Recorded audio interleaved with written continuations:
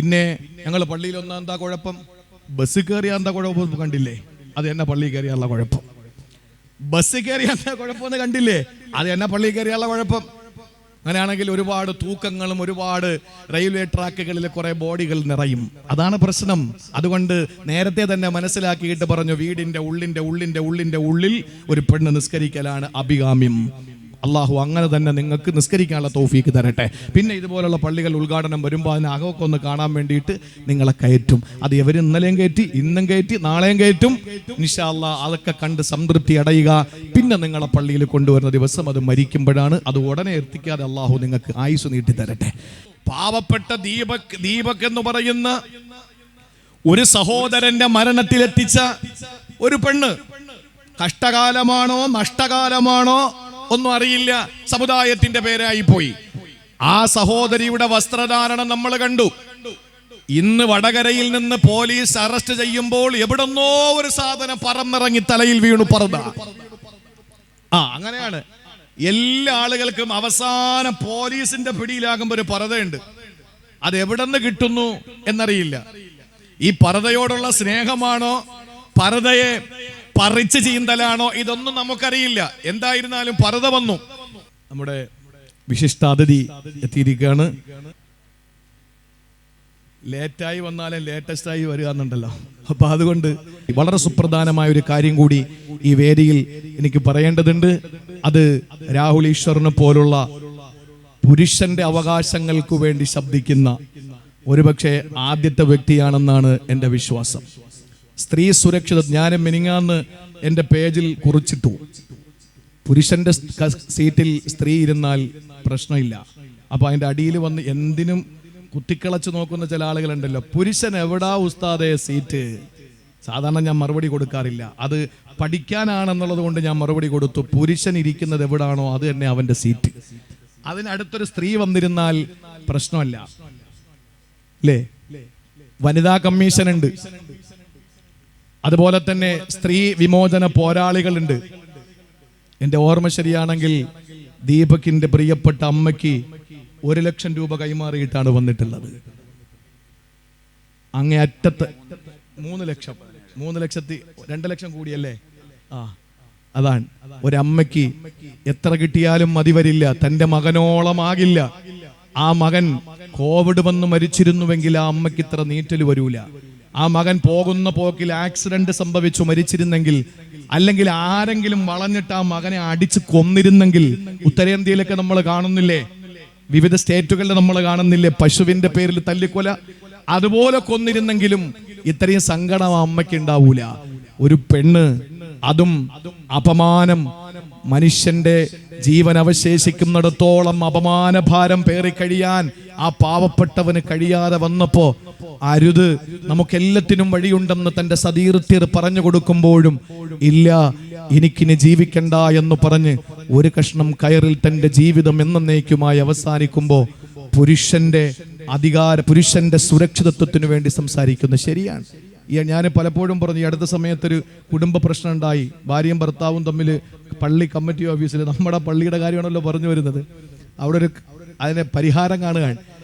പുരുഷന് സ്ത്രീക്ക് പറയാനുള്ളതൊക്കെ പറഞ്ഞു. ഇതിനെ ഉടക്കി പിരിച്ചു വിടാൻ എളുപ്പമാണ്, ഒരുമിച്ച് കൊണ്ടുപോകാൻ വലിയ ബുദ്ധിമുട്ടാണല്ലോ. അപ്പൊ എന്താ ഇതിന് പരിഹാരം?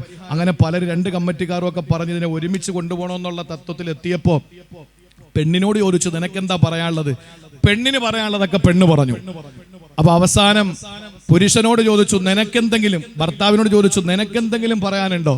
അപ്പൊ അയാൾ ദയനീയമായി പറഞ്ഞ ഒരൊറ്റ കാര്യം, എനിക്ക് ഒന്നേ പറയാനുള്ളൂ, ഇവള് ഇനി എന്നെ അടിക്കാൻ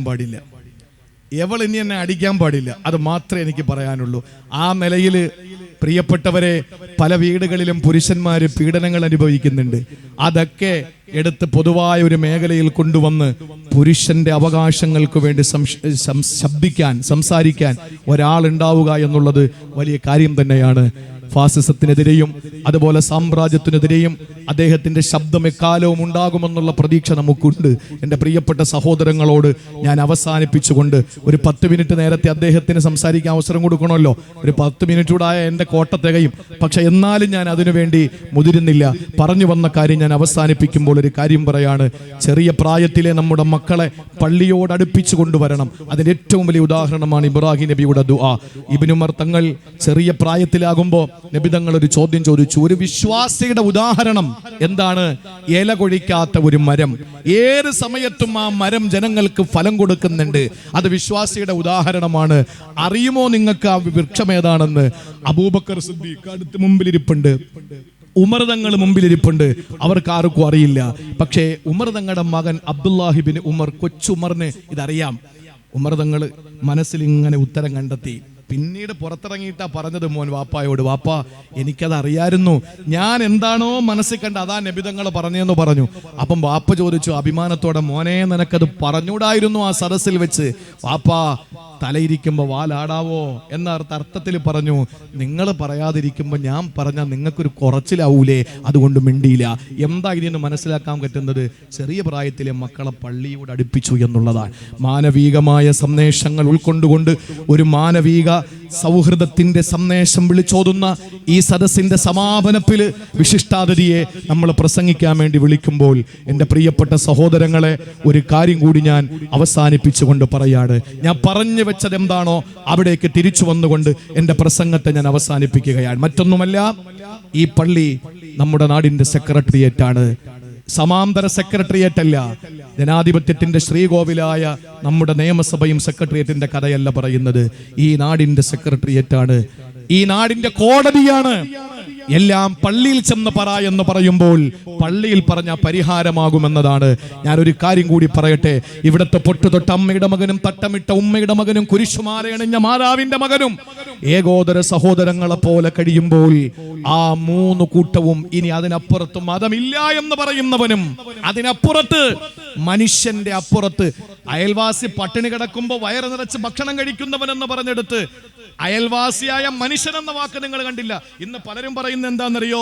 അയൽവാസി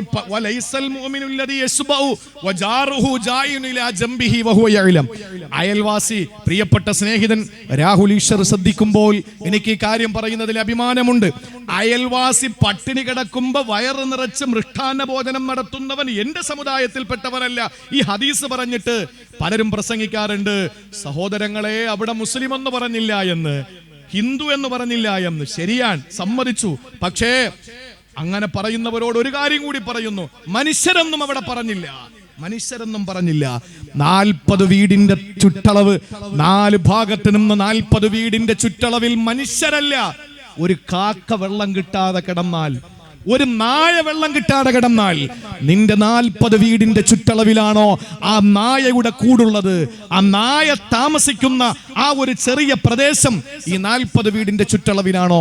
ആ നായയ്ക്ക് പട്ടിണി കിടക്കേണ്ടതിന്റെ പേരിൽ നീ റബ്ബിന്റെ മുമ്പ് സമാധാനം പറയണമെന്ന് പഠിപ്പിച്ച മതമാണ് അള്ളാഹുവിന്റെ പരിശുദ്ധ ഇസ്ലാം. അതുകൊണ്ട് മാനവിക സന്ദേശമാണ് എപ്പോഴും ഉള്ളത്. അള്ളാഹുവിനെയാണല്ലോ നമ്മൾ ആരാധിക്കുന്നത്, സർവശക്തനായ ഏകനായ അള്ളാഹ്. ആ അള്ളാഹുവിനെ പരിചയപ്പെടുത്തിക്കൊണ്ട് ഖുർആൻ പറഞ്ഞത് മുസൽമാന്റെ റബ്ബെന്നല്ല, അഹ്ലുസുന്നത്തിന്റെ റബ്ബെന്നല്ല, മുജാഹിദിന്റെ റബ്ബെന്നല്ല, ജമാഅത്തിന്റെ റബ്ബെന്നല്ല, മുസൽമാന്റെ റബ്ബെന്നല്ല. പിന്നെ പറഞ്ഞ എന്താണ്? ഖുൽ അഊദു ബിറബ്ബിന്നാസ്. രാഹുൽ ഈശ്വർ അടക്കമുള്ള മുഴുവൻ മതവിശ്വാസികളുടെയും ലോകത്തുള്ള മതമില്ലാത്തവന്റെയും മനുഷ്യന്റെ റബ്ബ്. ഇതിനപ്പുറം എന്താ മാനവികത ലോകത്ത് പഠിപ്പിച്ചു കൊടുക്കാൻ? നമ്മൾ ഏറ്റവും കൂടുതൽ സ്നേഹിക്കുന്നത് ആരെയാണ്? നമ്മുടെ ജീവനേക്കാൾ നമ്മൾ സ്നേഹിക്കുന്നത് നബി മുഹമ്മദ് മുസ്തഫ സല്ലല്ലാഹു അലൈഹി വസല്ലമ തങ്ങളെ പറ്റി പറഞ്ഞത് സ്വലാത്ത് ചെല്ലുന്നവന്റെ പ്രവാചകനെന്നല്ല, സുന്നത്ത് ജമാഅത്തിന്റെ പ്രവാചകനെന്നല്ല, കാഫത്തൽ ലിന്നാസി, ജനങ്ങൾക്കാകമാനം നിയോഗിക്കപ്പെട്ട പ്രവാചകൻ എന്നാണ്. ഇവിടുത്തെ എല്ലാ മതവിഭാഗത്തിന്റെയും പ്രവാചകനാണ്.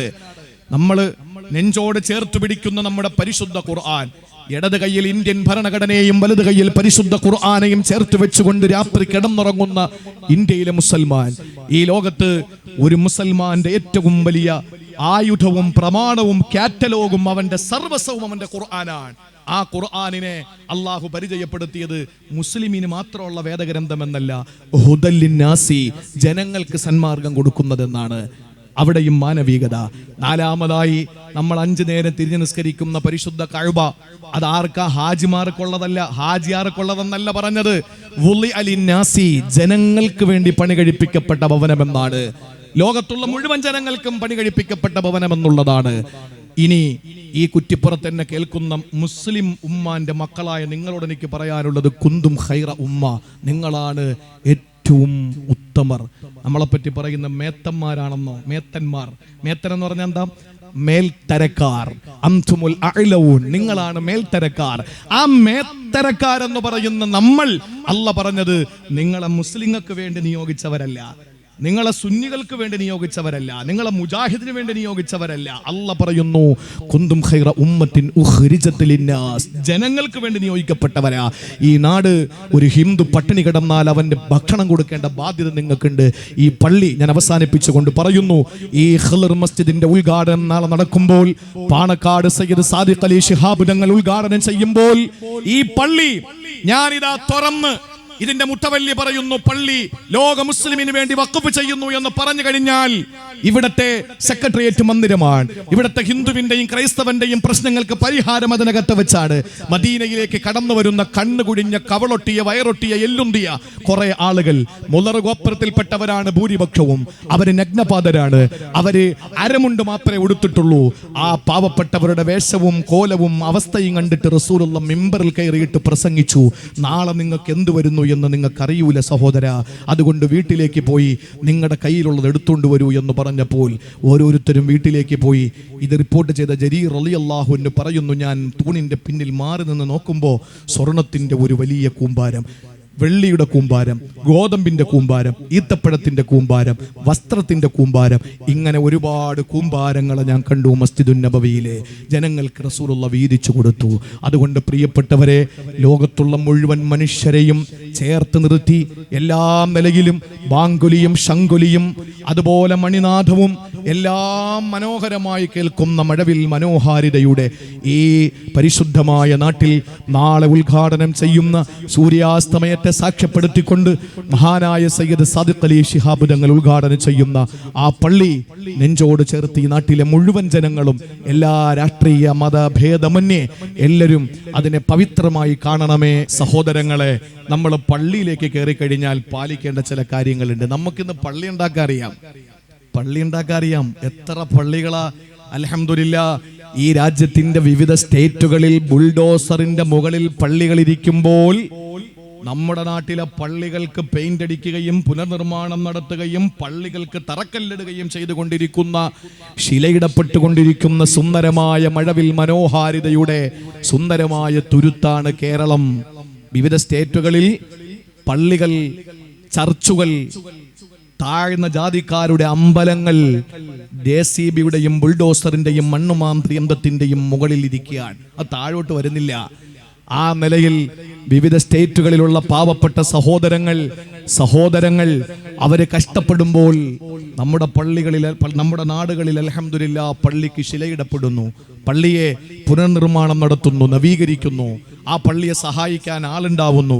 ആ പള്ളിയെ എല്ലാവിധ ഗവൺമെന്റിന്റെ സപ്പോർട്ടും കൊടുത്തുകൊണ്ട് എല്ലാ പേപ്പർ വർക്കുകളും കൃത്യമായി നമുക്ക് കിട്ടുന്നു. അല്ലാതെ ആരും ഭയപ്പെടുത്തി പ്രീണിപ്പിച്ചോ അല്ലെങ്കിൽ പ്രലോഭിപ്പിച്ചോ പ്രകോപിപ്പിച്ചോ അല്ലല്ലോ ഖിളർ മസ്ജിദിന് നമ്മൾ NOC വാങ്ങിയത്. നമുക്ക് ഇവിടെ കിട്ടി. നമ്മുടെ സംസ്ഥാനത്തിന്റെ പ്രത്യേകത അതാണ്. ഈ സന്തോഷം അല്ലാഹു നമുക്ക് പരമ്പരകൾ കൂടി പകർന്നു കൊടുക്കാൻ അമ്പലവും ചർച്ചും പള്ളികളും നമ്മുടെ നാട്ടിലുണ്ടാകണം. കേരളത്തിന്റെ ചില സ്ഥലങ്ങളിലുള്ള മനോഹരമായ ചില കാഴ്ചകൾ, ഞങ്ങളുടെ നാട്ടിൽ നിന്ന് തന്നെ ഒരു 10-25 കിലോമീറ്ററിന്റെ ചുറ്റളവിൽ ഒന്നിലധികം സ്ഥലങ്ങളിൽ ഹൈന്ദവ പിന്നെ ക്ഷേത്രത്തിന്റെയും അതുപോലെ തന്നെ മുസ്ലിം പള്ളിയുടെയും കമാനം ഒന്നാണ്. എന്റെ നാട്ടില് 20 കിലോമീറ്ററിന്റെ ചുറ്റളവിൽ ഇപ്പൊ ഞാൻ ഓർത്തെടുക്കുന്ന 2 സ്ഥലങ്ങളുണ്ട്. 2 സ്ഥലങ്ങൾ ഇപ്പൊ ഞാൻ ഓർത്തെടുക്കുന്ന മലയോര പ്രദേശങ്ങളിൽ. ഒരു തൂണ് പള്ളിയുടെ, ഒരു തൂണ് അമ്പലത്തിന്റെ. രണ്ടിന്റെയും കമാനം സെന്ററിൽ വന്ന് നിൽക്കുന്നു. ഒന്നില് പച്ച, ഒന്നില് പിന്നെ മറ്റൊരു കളറ്. ആ നിലയിൽ ഇങ്ങനെ ഹൈന്ദവന്റെയും മുസൽമാന്റെയും പള്ളികൾ അടുത്തുണ്ട് എന്ന് പറയത്തക്കവണ്ണം മനോഹരമായ നമ്മുടെ സംസ്ഥാനത്തിൽ പള്ളികൾക്കും അമ്പലങ്ങൾക്കും ചർച്ചകൾക്കും ശിലയിടുന്നതിനും ഉദ്ഘാടനം ചെയ്യുന്നതിനും തടസ്സങ്ങളില്ല എന്നുള്ളിടത്താണ് നമുക്ക് അള്ളാഹു തന്ന ഈ നാട്ടിൽ ജനിക്കാനും ജീവിക്കാനും, മരിക്കേണ്ടി വന്നാൽ ഇവിടെ മരിക്കാനും നമുക്ക് അള്ളാഹു താല സൗഭാഗ്യം തരുന്ന ഏറ്റവും വലിയ അനുഗ്രഹമായി നമ്മൾ എണ്ണേണ്ടത്. അള്ളാഹു നമുക്ക് നിലനിർത്തി തന്ന് അനുഗ്രഹിക്കുമാറാവട്ടെ. സഹോദരങ്ങളെ, പള്ളിയിലേക്ക് നമ്മൾ കയറുമ്പോൾ വെറുതെ നമ്മൾ അങ്ങ് പോവുകയല്ല. ഒരു പള്ളിയെ സമീപിക്കുമ്പോൾ എൻ്റെ മുസ്ലിം സഹോദരങ്ങളോട് ഞാൻ ഒരു അരമണിക്കൂർ സംസാരിക്കുകയാണ്. പെണ്ണുങ്ങളോടല്ല, പുരുഷന്മാരോടാണ്. സ്ത്രീകൾ ഇതൊക്കെ കേൾക്കുമ്പോൾ അവര് ചിന്തിക്കും, ഞങ്ങൾക്ക് ഇതൊക്കെ കേട്ടിട്ട് എന്ത് ചെയ്യാനാ, ഞങ്ങളുടെ പള്ളിയിൽ കേട്ടണ്ടേ, ഞങ്ങളുടെ പള്ളിയിൽ കേട്ടണ്ടേ. ഞാൻ പല സ്ഥലങ്ങളിലും പറഞ്ഞു, നിങ്ങൾ വെപ്രാളം വെക്കല്ലേ, നിങ്ങൾ നമ്മൾ പള്ളിയിൽ കൊണ്ടുവരും. നിങ്ങൾ വെപ്രാളം കാണിക്കരുത്, ധൃതി വെക്കരുത്. നിങ്ങളെ പള്ളിയിൽ ഞങ്ങൾ കൊണ്ടുവരും, അതിൽ ഒരു തർക്കമില്ല. പക്ഷെ നിങ്ങൾ ധൃതി വെക്കരുത്. നിങ്ങൾ ആരെയും പെട്ടെന്ന് പള്ളിയിൽ വരേണ്ട അവസ്ഥ അല്ലാഹ് വരുത്താതിരിക്കട്ടെ. ആരും ആമീൻ പറയില്ല. കാരണം എന്താ, അവർക്ക് സെക്രട്ടറി ആയെങ്കിൽ കൊള്ളാൻ ഒരു ആഗ്രഹത്തിൽ എപ്പോൾ ഉള്ളത്. പക്ഷെ ഞാൻ ചെയ്ത ദുആടെ ഉള്ളു നിങ്ങൾ അറിയാത്തത് കൊണ്ടാണ്. നിങ്ങളെ ഞങ്ങൾ പള്ളിയിൽ കൊണ്ടുവരുമെന്ന് പറഞ്ഞാൽ ചുറ്റുമൂലയിലും തഴവയിലും കുറ്റിപ്പുറത്തും പള്ളിക്കകത്ത് കൊണ്ടുവരാതെ ഏതെങ്കിലും സഹോദരിയെ ഖബർസ്ഥാനിൽ അടക്കിയിട്ടുണ്ടാ? നമ്മൾ പള്ളിയിൽ കൊണ്ടുവരൂലേ? അപ്പോൾ നിങ്ങൾ ധൃതി വെക്കണ്ട, നിങ്ങൾ നമ്മൾ കൊണ്ടുവരും. നിങ്ങൾ ഇപ്പോഴൊന്നും പള്ളിയിൽ കയറ്റേണ്ട അവസ്ഥ വരുത്താതിരിക്കട്ടെ പടച്ച തമ്പുരാൻ. നിങ്ങൾക്ക് ഇതിന്റെ ഒന്നും ആവശ്യമില്ല. നിങ്ങളെ അല്ലാഹു തആല നേരെ വിട്ടത്. നാളെ ഇത് വിവാദമാവുമെന്ന് എനിക്ക് നന്നായിട്ട് അറിഞ്ഞുകൊണ്ട് തന്നെ ഞാൻ പറയുന്നു, മുസ്ലിം ചെറുപ്പക്കാര് പള്ളിയിലും പോകണം, മുസ്ലിം പെണ്ണുങ്ങൾ ലേബർ റൂമിലും പോകണം. നന്നായിട്ട് എനിക്കറിയാം വിവാദം ഉണ്ടാവുമെന്ന്. ഞാൻ അറിഞ്ഞുകൊണ്ട് ബോധപൂർവ്വം തന്നെ പറയാൻ, തിരുത്തി പറയണമെന്നില്ല. മുസ്ലിമീങ്ങൾ പുരുഷന്മാര് പള്ളിയിലും പോകണം, പെണ്ണുങ്ങൾ ലേബർ റൂമിലും പോകണം. പക്ഷേ ഇതിന് മറ്റൊരർത്ഥം നിങ്ങൾ കൊടുക്കരുത്. ഞാൻ പറയുന്നത്, പുരുഷൻ ഒരു പുരുഷായി 63 വർഷക്കാലം ഖിളർ പള്ളിക്കകത്ത് ഇബാദത്തും എഴുത്തിക്കാഫിരുന്നാൽ കിട്ടുന്ന പുണ്യം നമ്മുടെ പാവപ്പെട്ട കുറ്റിപ്പുറത്തെ തഴവയിലെ ഒരു സഹോദരി തൊട്ടടുത്തുള്ള പേൽ ഹോസ്പിറ്റൽ അല്ലേ അല്ലേ അല്ലേ സാർ, സ്റ്റാർ ഉണ്ട്, നിങ്ങൾക്ക് കൃത്യമായിട്ട് അറിയാൻ പറ്റുമല്ലോ. അപ്പൊ ആ ആശുപത്രിയിലെ ലേബർ റൂമിനകത്ത് പോയി ഒരു പ്രസവം കൊണ്ട് അള്ളാഹു നിങ്ങൾക്ക് തരുന്ന പ്രതിഫലം നിങ്ങളുടെ ഭർത്താവിനൊരു പുരുഷായുസ് പള്ളിക്കകത്ത് ഈ ഭാഗത്തെടുത്തതിനേക്കാൾ പുണ്യമാണ്.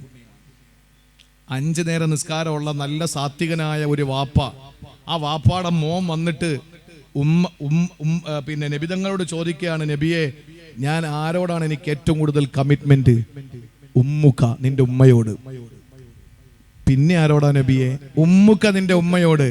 പിന്നെ ആരാ നബിയെ? ഉമ്മുക്ക നിന്റെ ഉമ്മയോട്. 3 വട്ടം നിന്റെ ഉമ്മ എന്ന് പറഞ്ഞിട്ട് സാത്വികനായ വാപ്പയുടെ സ്ഥാനം പറഞ്ഞത് പിന്നെ നിന്റെ വാപ്പയോട്. എത്രാമത്? 4ാമത്. കാരണം വാപ്പയ്ക്ക് പറ്റാത്ത 3 കാര്യങ്ങൾ ഉമ്മക്ക് മാത്രം ചെയ്യാൻ പറ്റുന്ന കാര്യമാണ്.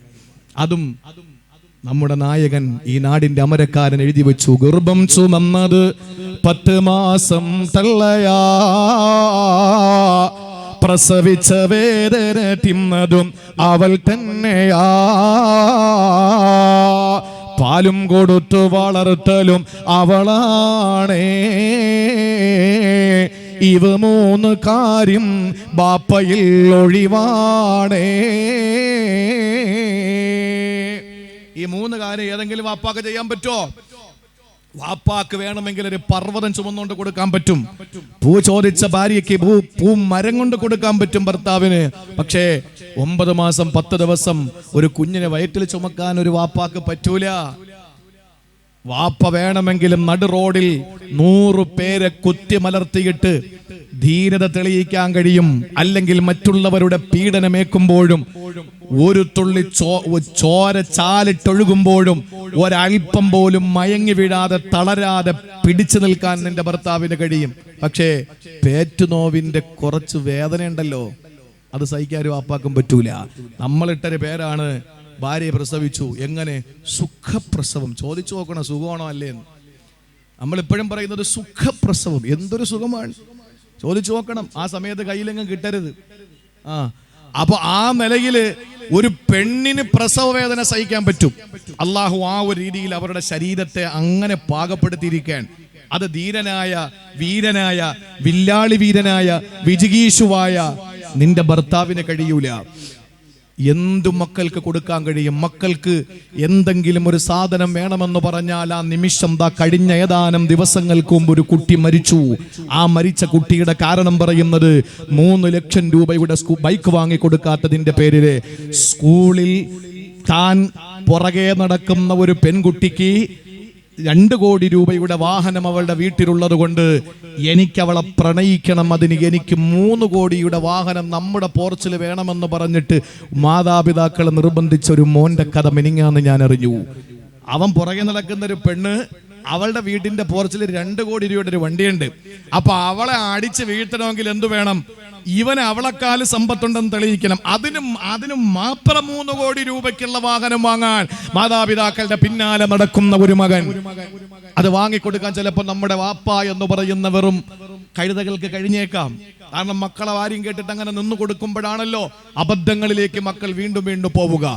അങ്ങനെ പ്രിയപ്പെട്ടവരെ, എന്തിനും കഴിയും. പക്ഷേ തൻ്റെ പ്രിയപ്പെട്ട മകൾക്ക് ഒരു തുള്ളി പാല് കൊടുക്കാൻ വാപ്പാക്ക് കഴിയോ? സ്തനപാനം നടത്താൻ ഉമ്മയ്ക്ക് മാത്രമേ കഴിയുള്ളൂ. അതുകൊണ്ടാണ് 3 പദവി കഴിഞ്ഞിട്ട് 4ാമത്തെ പദവി പറഞ്ഞു അബൂക്ക. ഇനി നിനക്ക് നിന്റെ ഉമ്മ എന്ത് ചെയ്യും അതൊക്കെ നിന്റെ വാപ്പാക്കും ചെയ്യാൻ പറ്റും. ഈ പറഞ്ഞ 3 നിന്റെ ഉമ്മാക്ക് മാത്രമേ പറ്റുള്ളൂ.